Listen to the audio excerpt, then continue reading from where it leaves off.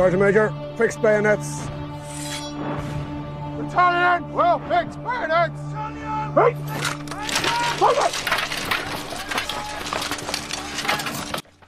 Salut les affreux et bienvenue pour cette toute nouvelle vidéo. Ça faisait un petit moment que je n'avais pas fait, donc bien content de reprendre. Aujourd'hui on se retrouve pour un compte rendu de bataille, toujours pareil sur la règle Légion d'honneur, avec une campagne 1813 qui a opposé des Français à des Russo-Prussiens. Et le cadre historique reprend la bataille de Grossbeeren qui se situe au sud de Berlin, où les Russo-Prussiens doivent empêcher les Français de traverser ce village et d'atteindre Berlin. On voit ici le déploiement des troupes. Sur l'aile droite, on trouve un régiment de hussards à 2 escadrons, dont un fourrageur. Juste derrière eux, un régiment d'infanterie à 2 bataillons, du conscrit. À gauche de ce régiment, un deuxième régiment de hussards, toujours à 2 escadrons, dont un fourrageur. Tout à gauche de cette formation, il y a 3 bataillons de ligne, dont 2 bataillons ici. Entre les 3 bataillons, il y a une batterie de 12 qui est sur la route, on voit le 3e bataillon, 2 UA à pied de 6 livres, un régiment à 2 bataillons de Wurtembergeois, 2 UA à pied de 6 livres, un régiment à 3 bataillons. Le premier bataillon est ici, c'est un bataillon de réguliers. Les 2 autres bataillons ici sont des bataillons de conscrits. À leur gauche, 2 bataillons de légers qui forment un régiment. À la gauche de ces légers, il y a la cavalerie avec un régiment de hussards et 2 régiments de chasseurs. Et derrière cette cavalerie, il y a 2 bataillons de ligne conscrits. Côté allié, on se retrouve avec un régiment de Cosaques à 3 escadrons, dont un en fourrageur. Sur leur gauche, 2 demi-bataillons de chasseurs à 10 figurines chacune, donc 2 unités autonomes. Encore sur leur gauche, il y a 5 bataillons de ligne russes, donc 2 qui font face aux Français et 2 qui sont dirigés sur la gauche pour essayer de protéger l'aile gauche russe, enfin alliée, là où devaient passer les Français. Devant cette formation, il y a une très grosse batterie russe classique, avec du 20 et du 12. Les forces prussiennes, un régiment de Uhlans, 3 escadrons, 2 UA de 6 livres à pied, 4 bataillons de Landwehr, donc les formations ne sont pas bonnes là, sur la deuxième ligne, normalement les Landwehr sont toujours en colonne. Et devant ces Landwehr, il y a 3 bataillons de mousquetaires prussiens. Voilà pour le déploiement, avec devant vous le village de Grossbeeren, au fond Rasdorf et Neubeeren, qu'on verra un peu plus tard. Tour 1, fin du tour 1, donc on voit que la cavalerie sur la droite française, la cavalerie s'est avancée pour venir menacer les Prussiens. Les Prussiens ont eu du mal à être activés, très peu d'unités ont pu bouger, la ligne de Landwehr au fond n'a pas bougé. Côté français, tout ce petit monde a bien avancé. On a laissé la place sur la route pour le canon de 12 qui a fait quelques dégâts dans un bataillon qui est en face de vous là sur la route. On va voir un peu plus tard les dégâts qui ont été faits. Au centre ici, il n'y a plus rien. Pourquoi? Tout simplement parce que la batterie de 6 française a été activée en tout premier, a réussi ses tirs, et sur ces tirs, dans la règle vous connaissez ça, il y a le duel d'artillerie, et bien il y a eu un résultat de 12, et sur un résultat de 12, la batterie est complètement détruite et les artilleurs fuient. Donc tout ce petit monde est parti en fuite. Les Uhlans prussiens se sont bien avancés, un peu trop à mon avis. Donc ils ont pris la foudre eux aussi, ils ont perdu 2 figurines sur le tir d'artillerie qui est ici, et plus de tirs d'infanterie. Donc ils sont pas très bien déjà. Côté français, on continue à avancer, on investit le village de Neubeeren. Ici le village de Rasdorf, lui, est occupé par les Russes, par un bataillon de chasseurs russes. La ligne, les Russes se sont avancés, mais pas trop non plus. Côté français, nous, on s'est bien avancé. Il y avait un petit passage dans le bois où on pouvait passer sans être en désordre. L'infanterie légère, elle est rentrée dans le bois, donc elle se retrouve en désordre, puisqu'il y a plus de 24 figurines par bataillon. La cavalerie française s'avance, essaye de tendre un petit piège pour les Cosaques russes.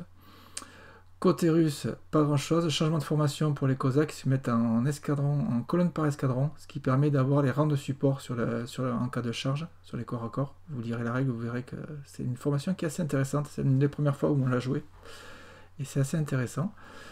Les demi-bataillons n'ont pas tous été activés, un seul a pu être activé, c'est celui-ci qui s'avance jusqu'à la lisière du bois, pour essayer de ralentir l'avancée française. On verra par la suite ce qui va se passer.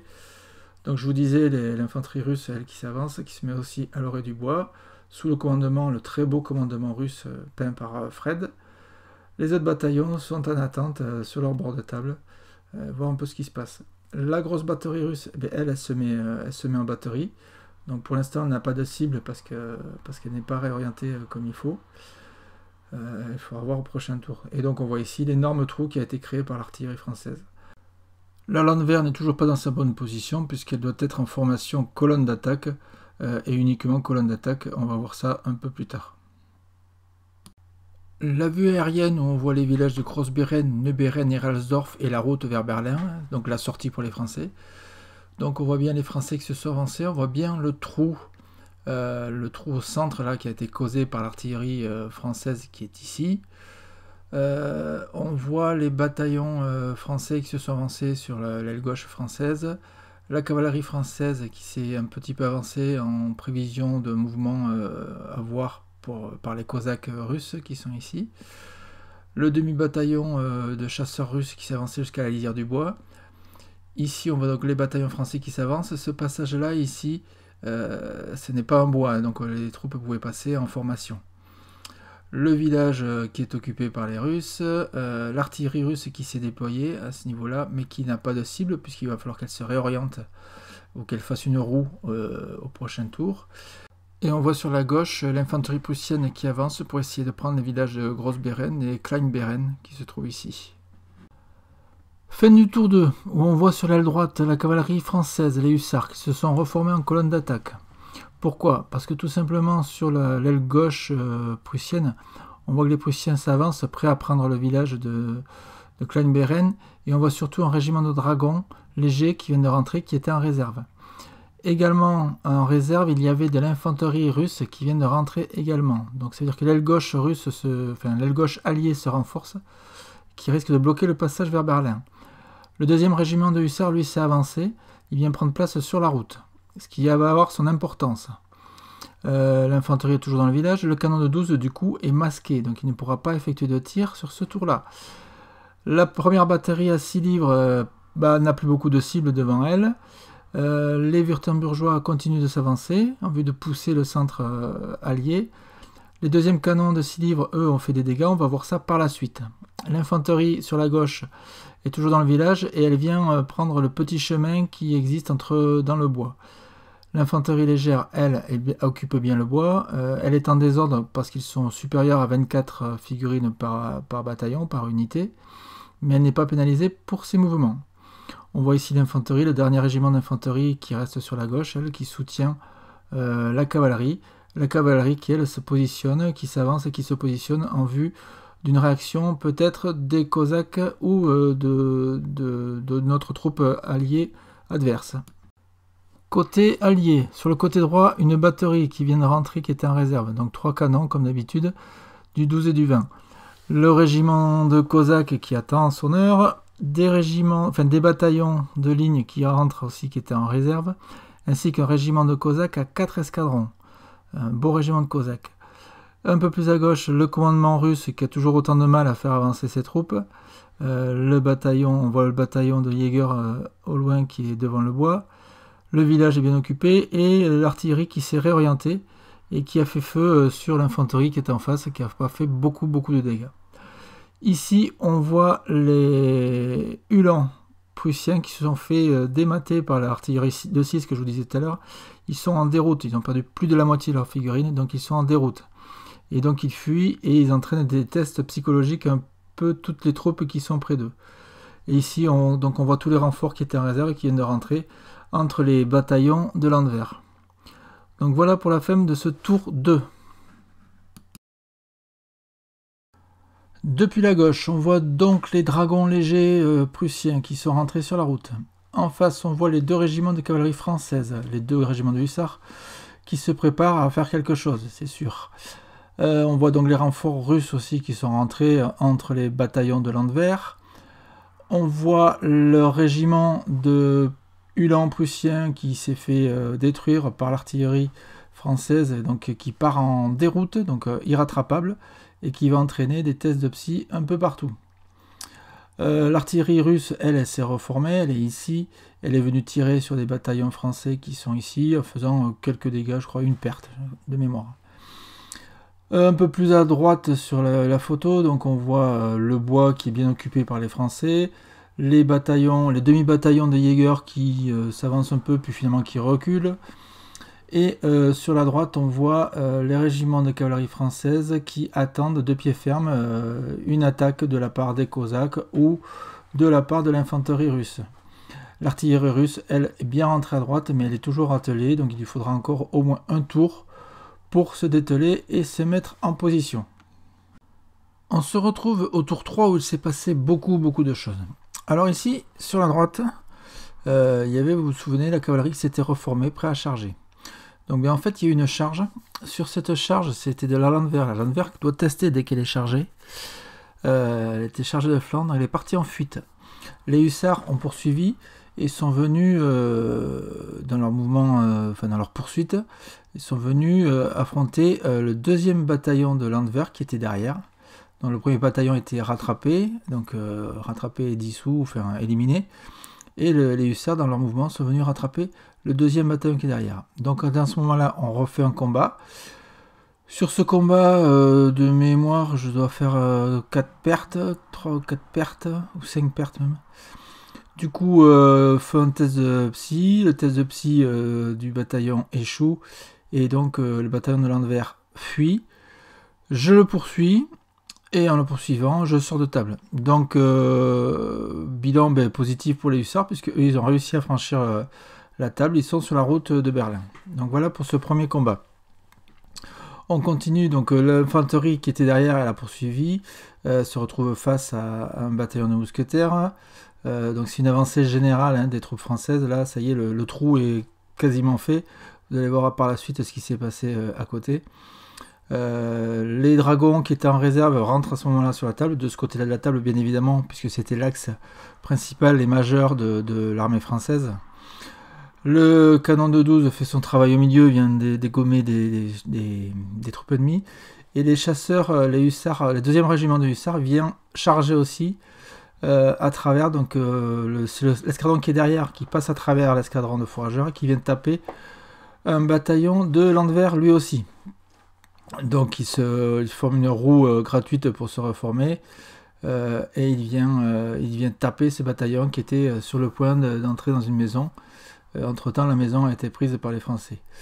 Résultat du combat, il y a 5 figurines qui sautent côté Landwehr. Donc la Landwehr, qui a une psychologie très faible, suite au résultat du combat, rate son test, part en fuite. En partant en fuite, elle part tout droit, vous voyez ici tout au fond. Elle vient interpénétrer un autre bataillon de Landwehr et qui la met en désordre. Test de psy un peu partout, test de psy sur ce deuxième bataillon qui lui aussi part en fuite. Voilà, donc ça a été un gros, assez violent au niveau du centre de la table. Donc on voit qu'il part en fuite, on le voit ici. Le deuxième bataillon, lui, à la fin du tour, est parti, est sorti de la table. Suite à ça, donc l'infanterie russe rentre toujours, mais bon, il n'y a plus grand chose à faire à ce niveau-là, puisque les trous sont faits et beaucoup de troupes ont échoué sur leur test psy. Beaucoup de tests psy qui ont échoué, donc beaucoup de fuites à ce niveau-là.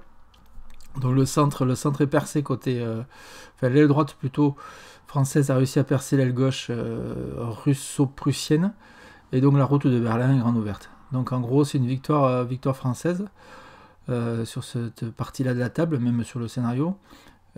Ensuite, il y a eu encore des tirs d'artillerie qui ont fait encore des dégâts dans les troupes prusso-russes. Plus au centre de la table, c'est plutôt un statu quo. Les Français avancent, les Russes avancent aussi. On se regarde en chien de faïence ou un œil dans le blanc des yeux plutôt. Et pas beaucoup d'action à ce niveau-là. Les voltigeurs continuent d'avancer dans le bois. Au tour suivant, il y aurait certainement eu une charge, puisqu'ils arrivaient à se tirer dessus. Il y a eu une perte, je crois, côté français, et une perte côté russe. Le russe tente d'avancer quand même, mais sans grande conviction, puisque l'aile gauche a été brisée. Le deuxième régiment de Cosaques s'est avancé, Et par contre, pour le premier régiment de Cosaques, donc il y a eu une charge des Cosaques qui sont venus charger les hussards, qu'on voit ici sur la droite, en bas à droite. Suite à ça, il y a eu également un ordre de charge sur les chasseurs qui étaient sur la gauche, qui se sont rabattus sur le côté. Du coup, il y a eu une prise de flanc en même temps, enfin il y a eu un double combat, si vous voulez. Donc prise de flanc d'un côté, charge frontale de l'autre. Cavalerie légère, ce sont que les premiers rangs qui tapent. La lance, en théorie, tape en premier, mais elle est en désordre vu qu'elle est prise de flanc. Donc c'est un combat simultané. Finalement, le Cosaque perd un escadron complet et il part en fuite. Il part en fuite sur ce combat-là, là où le Français lui perd une seule figurine. Il y a un hussard qui a été décimé. Donc voilà, le Cosaque qui part en fuite, qui part entre ses troupes, il a la place de passer. Par contre, les tests psy un peu partout. Les tests psy de mémoire, ils ont échoué en grande partie, au moins la moitié. Et donc tout ce beau petit monde partait en fuite au tour suivant, s'il y avait un tour suivant. On a arrêté la partie là parce que c'était un beau massacre. La cavalerie, elle, fait des replis en bon ordre, la cavalerie française, donc c'est pareil, c'est un test de psy. Le test est réussi, vous vous repliez de mouvement de la cavalerie, plus de D6. Vous faites un test de discipline, s'il est réussi, vous vous reformez. Voilà, pour la cavalerie, vous vous reformez dans la position que vous voulez. Là où la cavalerie lourde, désormais, ne se reforme dans l'axe où elle était. Donc on voit ici toutes les troupes qui fuient. On voit un carré russe ici, qui n'a pas servi à grand chose, ce carré. Les Cosaques qui viennent se replacer ici au centre, mais bon, sans grande utilité, puisque les Français ont réussi à passer. Les Russes ici qui vont bloquer le centre. Donc le centre était vraiment bloqué par les Russes. On ne risquait pas de passer par là, c'était sûr. Mais c'était pas le but non plus de la partie. Voilà, et on voit dans le bois tout ce petit monde qui occupe le bois, les petits chemins qui traversent le bois.